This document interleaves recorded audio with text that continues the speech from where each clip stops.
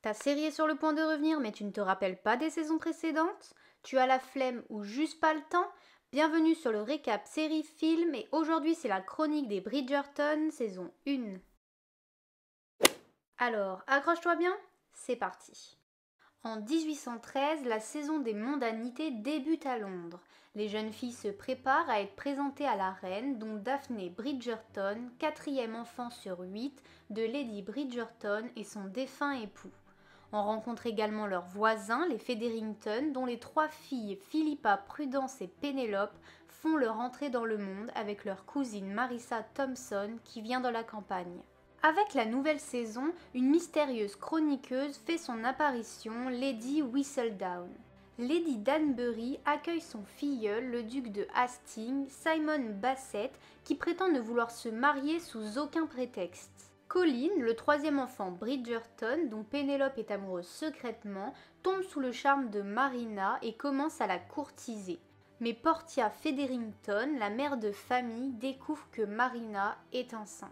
Au bal de Lady Danbury, Daphné tombe sur Simon en voulant échapper à Lord Pembroke qui insiste un peu trop. Simon se trouve être le meilleur ami de son frère Anthony qui s'est attribué le rôle de faire fuir tous les prétendants de sa sœur. Lady Danbury et Lady Bridgerton complotent alors pour que Daphné et Simon passent du temps ensemble dans l'espoir de faire naître une flamme, mais Anthony est contre. Sa mère lui fait la morale et lui rappelle ses devoirs en tant que chef de famille, entre autres marier ses sœurs. Anthony décide alors d'arrêter ce qui n'est pas digne de son rang, notamment passer du temps avec Sienna, une chanteuse à qui il tient beaucoup. Anthony cherche alors un mari pour Daphné et décide que Lord Pembroke est le parfait candidat. Mais pendant une soirée, alors qu'elle se trouve dehors, Daphné est accostée par ce monsieur dans le jardin.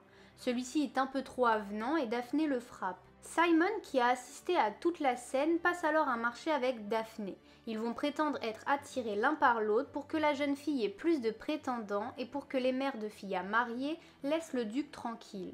La stratégie fonctionne, Daphné fait la une de la chronique de Whistledown et Anthony souhaite toujours que sa sœur épouse Pembroke contre l'avis de sa mère. On en apprend plus sur l'enfance de Simon. Avant sa naissance, son père souhaitait par-dessus tout avoir un héritier. Sa mère mourut en le mettant au monde. Et son père le reniera quand à l'âge de 4 ans, il a appris que son fils bégayait. Simon fut alors recueilli et élevé par Lady Danbury. Pénélope comprend que Marina est enceinte et va lui demander comment c'est arrivé. Sa cousine lui parle alors de George Crane, son amant qui est en Espagne à la guerre. Simon finit par avouer les actes de Pembroke à Anthony. Mais Pembroke n'a pas dit son dernier mot puisque le lendemain, il menace de révéler que Daphné et lui étaient seuls, sans chaperon, ce qui créerait un scandale et ruinerait la réputation de la famille.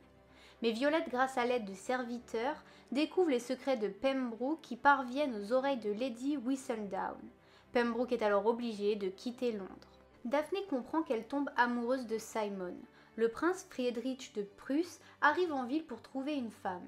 Il tombe sous le charme de Daphné, mais celle-ci est trop omnibulée par Simon pour lui prêter la moindre attention. Danbury demande alors à Simon d'arrêter de jouer avec Daphné s'il ne compte pas l'épouser. Simon écoute sa marraine et met fin à sa relation avec Daphné qui, après un coup de mou, est résolue à séduire le prince. Après avoir confiné Marina plusieurs jours, Portia décide de la faire sortir pour qu'elle trouve un mari puisqu'elle n'a pas de nouvelles de George.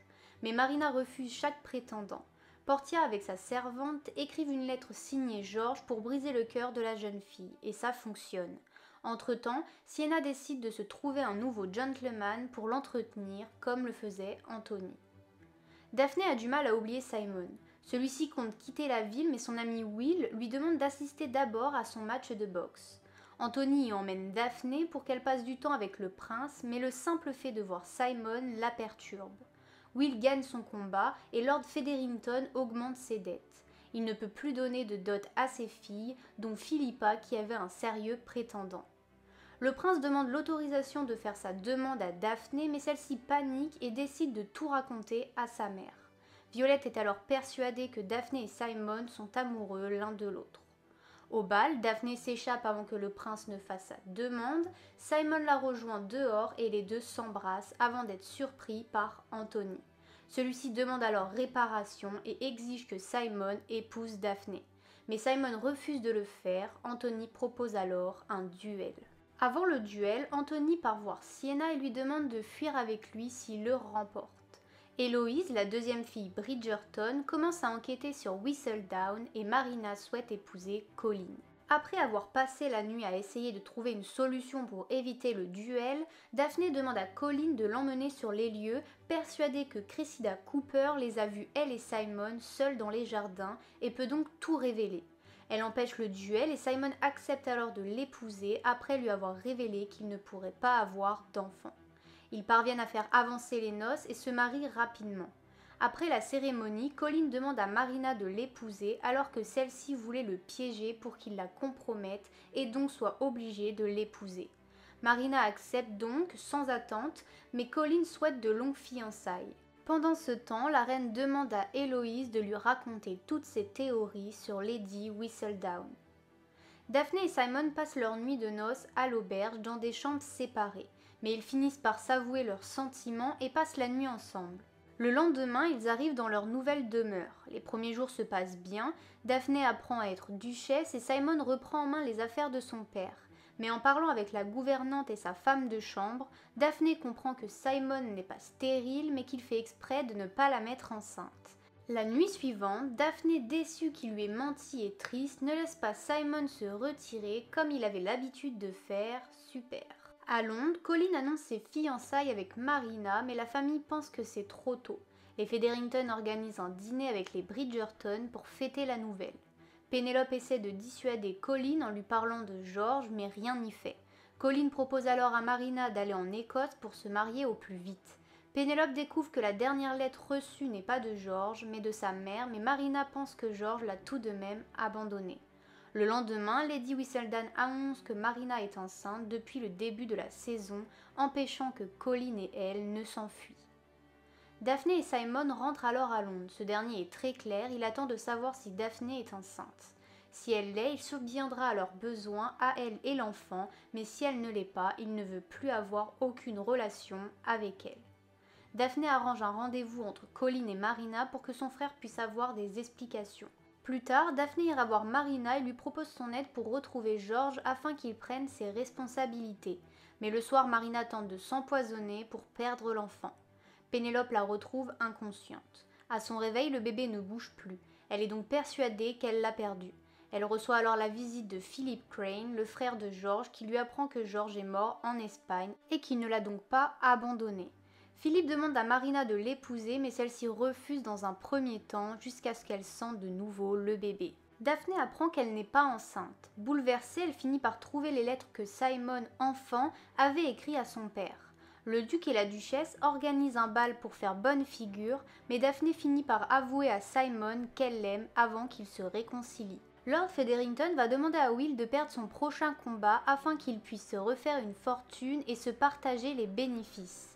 Will, perplexe au début, finit par accepter. Mais Featherington n'a pas le temps d'en profiter qu'il se fait tuer, laissant sa famille sans argent et en attente du nouvel héritier. Héloïse apprend que la reine veut faire taire Lady Whistledown. Persuadée qu'il s'agit de Madame Delacroix, la modiste et amie de son frère Bénédicte, Héloïse décide de l'aider.